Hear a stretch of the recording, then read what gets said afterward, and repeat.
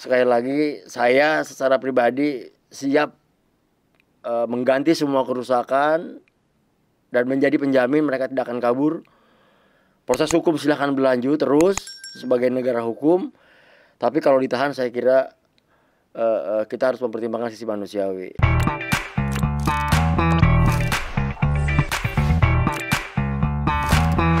Buntut konflik buruh versus gubernur yang saat ini berkembang menjadi penangkapan 6 tersangka atas demo di ruang kantor gubernur. Dan kita akan bahas lebih dalam pada persoalan solusinya. Sudah hadir bersama kita Bang Agus Erwisas. Assalamualaikum Bang. Waalaikumsalam Bang. Apa kabar? Baik, senang sekali bisa diundang. Kami senang nih kedatangan tamu yang spesial karena beliau ini adalah tokoh yang dikenal di semua lini aktivitas masyarakat. Jadi insya Allah kelihatannya kita akan coba urun rembuk Bang ya. Iya. Kita akan coba bincang-bincang pada aras yang lebih solutif. Siap. Nah Bang, ini ada berita yang baru saja tayang di tanggal 27 Desember 2021 ini yang mengabarkan ada penetapan tersangka karena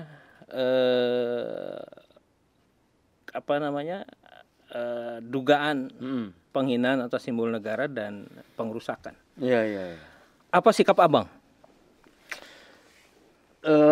Kaget saya. Kaget. Lebih nyaman nggak apa Bang kalau mau di... Oke.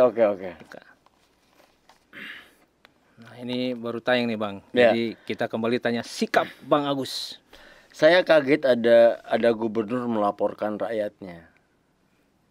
Jadi saya sudah searching di berbagai provinsi, tidak ada yang melaporkan rakyatnya gubernur. Ternyata berkembang menjadi penahanan.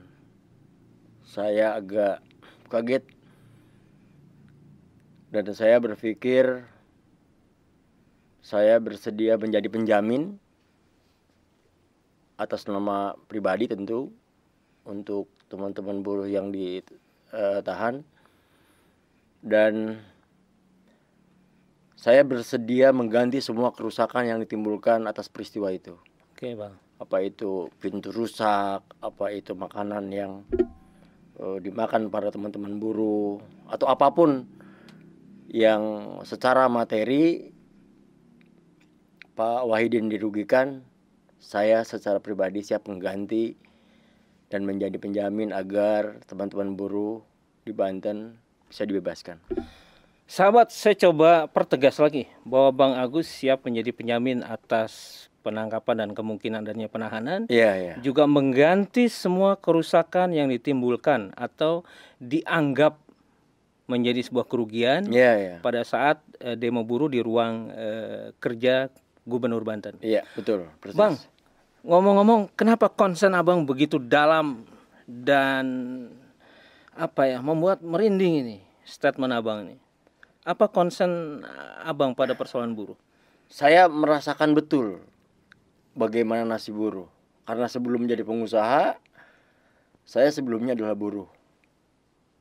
Saya bekerja sama orang, saya merasakan bagaimana kebutuhan buruh, dan alhamdulillah saya hijrah menjadi pengusaha, dan saya melihat peristiwa ini menyentuh hati saya. Jadi saya pikir saya perlu datang ke podcast ini menjelaskan, mudah-mudahan Pak Kapolda beserta jajaran bisa membebaskan para buruh. Saya bersedia menjadi penjamin dan saya nggak akan pernah kabur.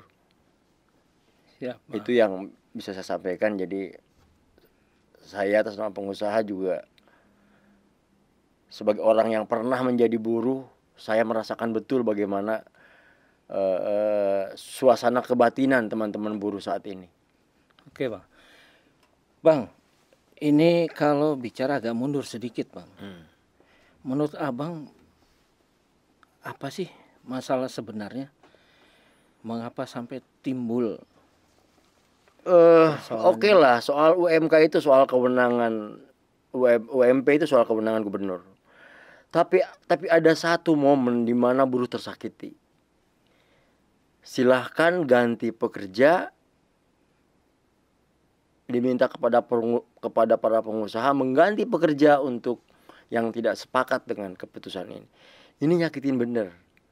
Seolah-olah gubernur tidak paham bagaimana mekanisme buruh bekerja di perusahaan. Kalau diganti kan berarti harus diganti. Ada uang pesangon. Tidak dijelaskan pesangonnya siapa yang bayar. Pengusaha juga belum tentu mau bayar pesangon. Artinya statement itu justru berbuntut. Ya, saya kira persoalan masuk ke ruangan itu bukan semata-mata soal UMP. Oke. Tapi bagaimana buruh merasa tersakiti karena dia terancam untuk dipecat. Tanpa kejelasan loh ya. Nanti siapa yang bayar pesangon, siapa? Kan mesti dikasih pesangon kalau mau diganti. Kasihan. Oke. Itu yang saya kira menjadi pemicu. Ya, kalau soal buruh itu bukan soal jabatan, soal perut, soal nasib anak istrinya. Dan sekarang you pikir coba, ya 2 orang yang ditahan, bagaimana keluarganya? Iya. Bagaimana anaknya? Itulah yang membuat saya siap menjaminkan diri dan siap mengganti kerusakan itu. Iya bang. Saya paham betul bagaimana suasana kebatinan buruh malam ini karena saya juga pernah jadi buruh sebelum saya menjadi pengusaha seperti sekarang. Nah dari semua kasus ini bang, apa yang perlu dievaluasi? Ya pertama tentu mekanisme komunikasi antara buruh, pengusaha dan gubernur. Karena kan mestinya UMK itu muncul dari kesepakatan tripartit itu. Gubernurnya bersikap seperti apa, panggil pengusahanya, panggil juga serikat buruhnya. Baru diputuskan. Saya kira komunikasi antara 3 lembaga ini perlu diperbaiki. Oke. Bang, abang ini kan pengusaha di Banten. Iya. Kalau melihat tuntutan buruh, keberatan nggak sebagai pengusaha upah buruh naik? Saya nggak keberatan selama itu dalam taraf yang wajar. Tapi perlu kita hitung juga. Kalau tahun ini naik signifikan, bagaimana tahun depan? Bagaimana tahun-tahun berikutnya? Saya kira kalau di dalam taraf angka yang wajar, oke lah gitu ya. Tapi ada komunikasi. Ini secara personal loh ya. Kan ada lembaganya, ada Kadin, ada Apindo. Ya ajak bicara mereka. Artinya peluang itu seharusnya tetap dibuka bang. Tetap dibuka, komunikasikan. Sehingga buruh juga akan paham. Tapi mulutnya gubernur jangan nyakitin buruh. Oke. Ya, komunikasi yang baik lah menurut saya. Nah bang, yang elegan kira-kira seperti apa bang? Kalau memang nggak mau naik. Yang pertama kita selesaikan satu-satu. Yang pertama, kedua belah pihak harus minta maaf. Buruh meminta maaf karena sudah masuk ke ruangan secara kasar. Gubernur juga harus meminta maaf karena menyakiti buruh. Itu dulu selesaikan dulu. Ya. Dan mungkin saya yakin ya, misal ada orang atau Kapolda misalnya mendamaikan ini, saya kira bisa. Itu dulu selesaikan. Setelah itu selesai, clear, baru bicara baik-baik. Buruh inginnya bagaimana, pengusaha inginnya bagaimana. Kan ada Apindo, ada Kadin. Artinya secara sadar gubernur harus segera membuka peluang komunikasi. Iya.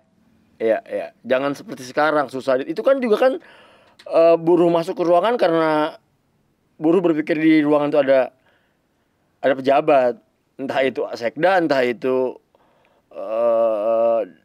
siapa kan. Ternyata kosong dan marah. Menurut saya emosional wajar lah. Menimbulkan reaksi. Ya. Tidak mungkin ada asap kalau nggak ada api. Betul, saya kira bang. itu. Betul bang. Nah kemudian bang, menyikapi dari persoalan penyesuaian upah. Ini kan setiap tahun ada penyesuaian bang. Iya. Nah Kalau menurut Abang dari sisi pengusaha, kira-kira bagaimana ini supaya tidak setiap tahun tiba-tiba harus ada, Oh, setiap tahun harus disesuaikan. harus Harus disesuaikan. disesuaikan. Kenapa? Karena setiap tahun harga sembako naik. Setiap tahun BBM kita naik. Kebutuhan sekolah tiap tahun ada terus. Anak-anak sekolah ke sekolah pakai angkot tiap tahun nggak sama ongkos transportnya. Artinya bisa dibilang gini Bang ya, bahwa demo buruh di agenda tahunan itu wajar dan perlu Bang. Oh, wajar. Mereka kapan lagi menuntut penyesuaian harga? Kan kalau PNS begini, ada gaji 13, BBM naik, gaji naik. Kalau buruh kan enggak. Maka setiap tahun perubahan itu diperlukan untuk menyesuaikan dengan sesuai kebutuhan, tetapi disesuaikan dengan kemampuan perusahaan. Dan tidak mungkin gubernur tidak tahu tentang agenda tahunan penyesuaian upah ini. Wah, kalau gubernur nggak tahu ya keterlaluan lah. Keterlaluan. Artinya kalau dia sudah menjadi agenda tahunan, semestinya dia sudah punya antisipasi. Iya, ada hitungannya. Terhadap persoalan-persoalan buruh. Persis. Itu Bang ya? Iya, ya. Nah, komentar Abang untuk kepemimpinan di Banten? Waduh, itu terlalu jauh ya. Tapi saya kira buruh merasakan sekarang. Dan kita harus ingat ada multiplier efeknya luas buruh ini. Buruh ini adalah jangan lupa juga penyumbang pajak terbesar juga. Ya. Dengan buruh bekerja baik, maka produktivitas perusahaan menjadi baik. Produktivitas perusahaan menjadi baik, maka laba meningkat. Laba meningkat, maka bayar pajak kepada pemerintah juga baik. Saya kira ini buruh harus mendapat perhatian serius di Provinsi Banten. Oke, Bang. Iya, tapi juga kita jangan mengenyampingkan juga posisi pengusaha. Karena pengusaha juga ya wajar-wajar saja nyari untungnya. Karena buruh juga punya keluarga harus diperhatikan. Saya kira itu. Oke, Bang. Nah, Bang, sesungguhnya kalau upah buruh naik dia kan memberikan efek pada ekonomi ya. Belanja rumah tangga juga jadi tinggi sebetulnya. Iya, kemudian perputaran ekonomi jadi baik. Perputaran ekonomi jadi baik. Iya. Jadi enggak benar juga sepenuhnya kalau kemudian tuntutan itu jadi tuntutan yang dianggap berlawanan dengan pusat atau bertentangan dengan pusat itu kan mengatur sesuai kemampuan. Kan nggak sama DKI Jakarta dengan Banten kan tidak sama kemampuannya. Tapi paling tidak rasionalisasi itu harus ada. Ya kalau 1, sekian persen memang terlalu kecil kenaikannya. Saya lihat ya. Di angka moderat, Abang melihat solusi yang paling mungkin untuk kenaikan win-win solution. Kira-kira di berapa persen angkanya, Bang? Buruh minta berapa ambil jalan tengah. Kalau kemarin terkonfirmasi sih sekitar 7. Enggak. 7% naiknya. 1 koma aja. 1 koma ya? Kalau sekarang kan 0, sekian persen ya? Iya. Angkanya memang memprihatinkan. Jadi kalau dirupiahkan naik cuma sekitar 40.000, Bang. Tapi kita juga jangan sampai buruh sejahtera pengusahanya nggak untung. Seimbang aja gitu. Kan ada wadahnya, ada Kadin, saya bilang tadi ada Apindo. Ajak bicara aja tuh dua lembaga, Apindo atau Kadin. Iya. Nah, kalau dari diskusi atau wacana yang dikembangkan di asosiasi pengusaha melihat persoalan ini gimana, Bang? Untuk Banten kami prihatin. Ya. Kenapa prihatin? Karena sampai ke jeruji besi. Itu aja sebetulnya. Seharusnya nggak perlu, Bang. Nggak perlu. Saya yakin tidak ada pengusaha yang tidak simpati sama buruh sekarang ini ya, dalam kasus hari ini ya. Kalau saja soal komunikasi mandek, terus kemudian ada kebuntuan, tapi tidak berujung hukum, saya kira baik-baik saja. Sekarang hari ini menjadi tidak baik karena ada seseorang yang nyawanya dipertaruhkan, anak dan istri dari keluarga yang hari ini ditahan. Abang ingin bilang bahwa proses penahanan dan penangkapan ini sebagai sebuah tindakan lebay? Saya bukan ahli hukum, Tapi sisi kemanusiaan harus kita dahulukan. Sekali lagi, saya secara pribadi siap mengganti semua kerusakan dan menjadi penjamin mereka tidak akan kabur. Proses hukum silahkan berlanjut terus sebagai negara hukum. Tapi kalau ditahan, saya kira kita harus mempertimbangkan sisi manusiawi. Jadi tidak perlu ada penahanan. Nggak perlu lah. Karena mereka menjadi tulang punggung keluarga yang harus menafkahi anak istri mereka, Bang. Ya, proses hukum silahkan berjalan. Ya, tapi kalau penahanan kan saya kira sisi kemanusiaannya juga jadi kesampingkan. Iya, betul, betul, Bang. Nah, kemudian, Bang, ke depan, Bang, supaya tidak terjadi hal seperti ini, kira-kira aspek apa yang perlu diperhatikan baik dari sisi buruh, pengusaha, dan pemerintah? Saya kira aturannya sudah jelas. Komunikasi tripartit itu antara buruh, pengusaha, dan pembuat kebijakan, gubernur. Saya kira tahun depan kita sudah punya gubernur baru, paling tidak PLT. Mudah-mudahan PLT bisa ke depan bisa lebih menjadikan ini sebagai sebuah pelajaran betapa pentingnya komunikasi antara pengusaha dan buruh, sehingga ini nggak terjadi lagi. Bang, sedikit lebih dalam, mandeknya komunikasi yang sekarang terjadi, apakah persoalan karakter atau sebuah desain yang memang abang lihat ini disengaja atau memang bagian dari proses yang menggelinding begitu saja? Kita punya 33 provinsi. Kejadiannya sama seluruh Indonesia. Provinsi semuanya itu sama menghadapi soal ini. Kok cuma di Banten yang berujung hukum? Dan cuma di Banten yang kemudian buruhnya ribut dengan yang lain juga ribut, tapi tidak ribut. Yang lain juga ribut tapi tidak berujung hukum. Ribut dengan gubernur, bukan ribut dengan pengusaha, Bang. Iya. Saya kira pemirsa juga bisa mengambil kesimpulan sendiri ya dari situasi ini. Bayangkan 33 provinsi juga menghadapi hal yang sama. Kok cuma di Banten? Dari 34 provinsi. Iya, artinya di 33 provinsi lain aman-aman saja. Nggak ada berujung hukum. Padahal problemnya sama. Berarti yang satu ini something wrong dong. Karena di sana juga di 33 provinsi lain juga ada pengusahanya, ada buruhnya. Kok cuma di Banten? Berarti dari 34 ini satu yang sakit. Sakit. Nah, Bang, mungkin nggak pihak-pihak berkepentingan mau mengakomodir dan menerima usulan abang? Padahal usulan ini bagus, sangat bagus. Ya, saya sih berharap ya kepada pemangku kebijakan, bahkan kepada gubernur, saya memohon untuk bisa beristighfar, kemudian memaafkan para buruh. Saya kira juga Pak Kapolda bersedia pasti menjadi mediator dari berbagai persoalan ini. Kan di atas persoalan hukum itu sebetulnya ada yang paling penting, soal hak hidup orang. Hukum itu kan mengatur hak hidup orang. Nah, kalau sudah diselesaikan secara damai, secara baik, saya kira nggak perlulah sampai ke berujung jeruji besi gitu. Oke, Bang, kalau ini tetap berjalan, abang melihat dampak atau peristiwa apa yang bakal terjadi? Bukan tidak mungkin buruh-buruh yang lain akan merasa terpanggil untuk membela.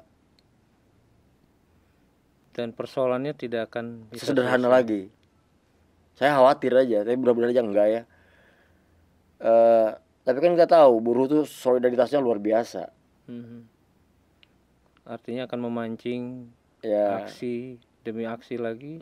Kemungkinan juga aksi. Saya dengar kan mahasiswa beberapa sudah meminta untuk dibebaskan. Iya. Termasuk berita tadi dari Kumala, Bang. Iya, dari mahasiswa. Nah, kemudian Bang, ini kan bisa dikatakan hampir semua respon masyarakat meminta untuk membebaskan buruh nih kalau dilihat dari berbagai berita ya. Jadi tapi yang lebih tegas kan dari abang nih. Karena saya mantan buruh. menjadi penjamin, kemudian mengganti kerugian. Iya, gitu, iya. Bang. Nah, Bang, seberapa jauh Pak Gubernur mau mendengar? Hanya gubernur yang tahu ya. Saya mudah-mudahan pesan ini sampai. Saya tadi sudah memohon kepada Pak Gubernur untuk memaafkan mereka, dan mudah-mudahan aja ini nyampe. Karena ancamannya Serius. serius ini, Bang. Sangat serius. 2 orang ancamannya 5. Gubernur harus mikirin gimana kalau anak istrinya, keluarganya ditinggalkan, ditahan. Ya. Kalau nggak bisa mensejahterakan rakyat, jangan bikin susah rakyat. Itu aja dulu. Ini quote yang paling penting. Ya. Kalau nggak bisa mensejahterakan rakyat, Jangan bikin susah rakyat. jangan bikin susah rakyat. Itu aja dulu. Pelajaran penting untuk Ya. penguasa malam ini, Bang. Ya, ya. Udahlah, nggak bisa bikin kesejahteraan. Apalagi kemarin kita ya baru melewati pandemi ya, masa-masa yang berat buat semua pihak, Termasuk buruh, Bang. termasuk buruh. Masa pandemi itu masa yang berat. Kita berhasil melewati itu meskipun belum lewat bener. Nah, Bang, variabel untuk mensejahterakan buruh itu apakah cuma dari kenaikan upah atau Oh, banyak. ada, Bang? Banyak. Bisa Abang ceritakan? Buruh itu harus masuk dalam skala penting yang diperhatikan. Misalnya contoh begini. Nelayan dapat bantuan. Ada 3 unsur pokok. Ada petani, buruh, dan nelayan. Kita sering dengar nelayan dapat bantuan. Kita sering dengar petani dapat bantuan pupuk dan sebagainya. Pernah nggak dengar bantuan untuk buruh? Rasanya sih belum. Nah, ini yang sering kita lupakan. Ada fasilitas khusus buat petani, misalnya pupuk gratis. Ada bantuan untuk nelayan, misalnya perahu gratis dari kementerian. Kita suka dengar. Ya. Nah, buruh belum ditempatkan pada posisi terhormat seperti itu. Nah, yang paling mendasar kira-kira bantuan seperti apa nih, Bang, yang bisa dialokasikan untuk buruh?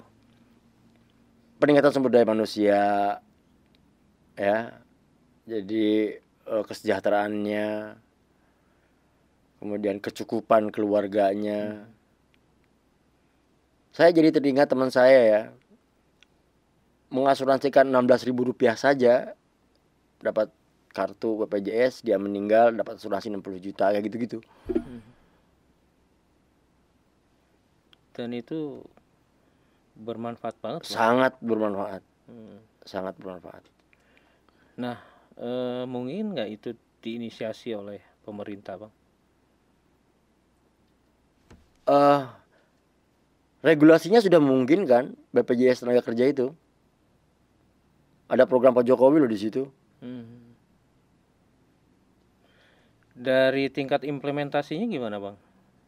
Beberapa wilayah sudah, tapi belum semua. Contoh misalnya kalau di Lebak ya, pradesnya diasuransikan. Itu baru prades saja. Nah, mungkin next ke depan kalau keuangan kita sudah membaik, buruh diasuransikan. Petani diasuransikan. Pegawai-pegawai informal diasuransikan. Ke depan harus seperti itu.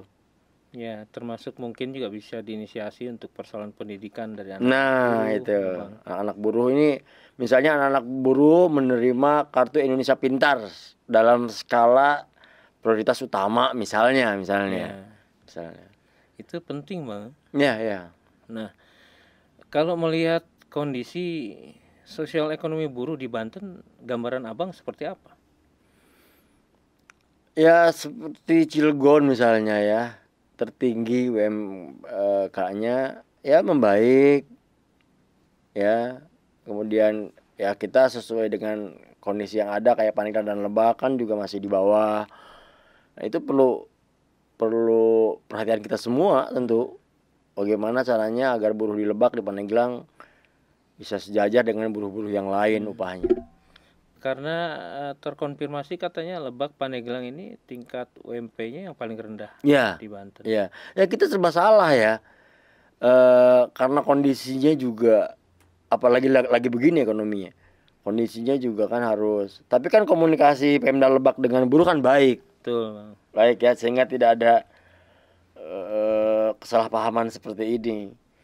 Dan komunikasinya dijalin dengan bagus. Dijalin dengan baik. Ini kemampuan perusahaan segini.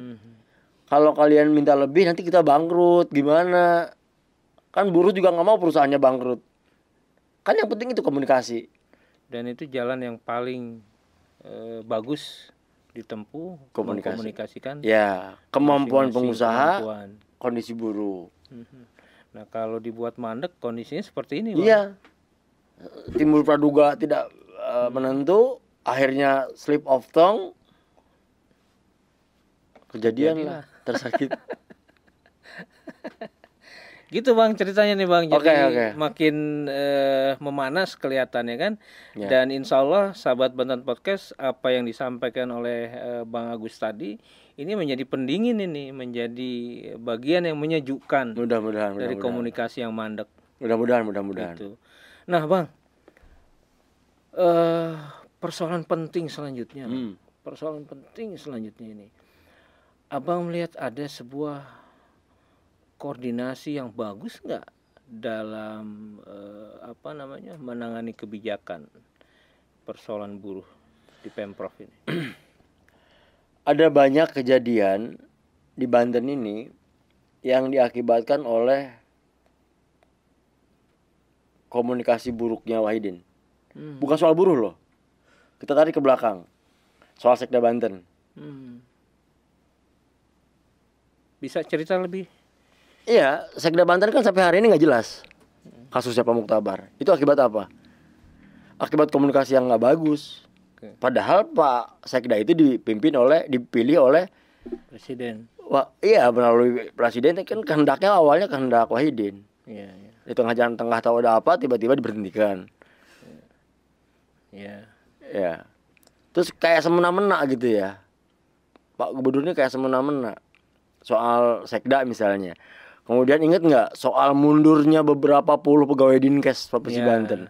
Itu juga masih menjadi catatan publik yang. Iya, artinya apa? Ini yang sakit siapa? Ya, Wahidin tidak hanya berpersoalan dengan buruh, dengan Sekda Banten berpersoalan, dengan Dinkes juga berpersoalan. Jadi siapa ini yang, kalau tadi saya kembalikan lagi dari 34, 33 aman-aman saja, satu sakit,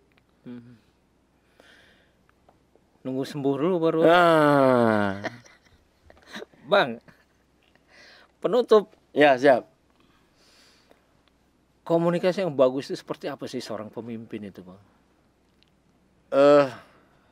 Saya yakin Pak Wahidin juga seorang manusia yang Islami. Beliau juga pernah membaca buku Umar bin Khattab. Ya, kalau Nabi Muhammad terlalu tinggi untuk menjadi seorang pemimpin, coba turun satu strip ke Umar bin Khattab. Saya kira Umar bin Khattab itu pemimpin yang pemaaf, pemimpin yang mau mendengar, pemimpin yang kaya akan ide, pemimpin yang sayang sama rakyatnya.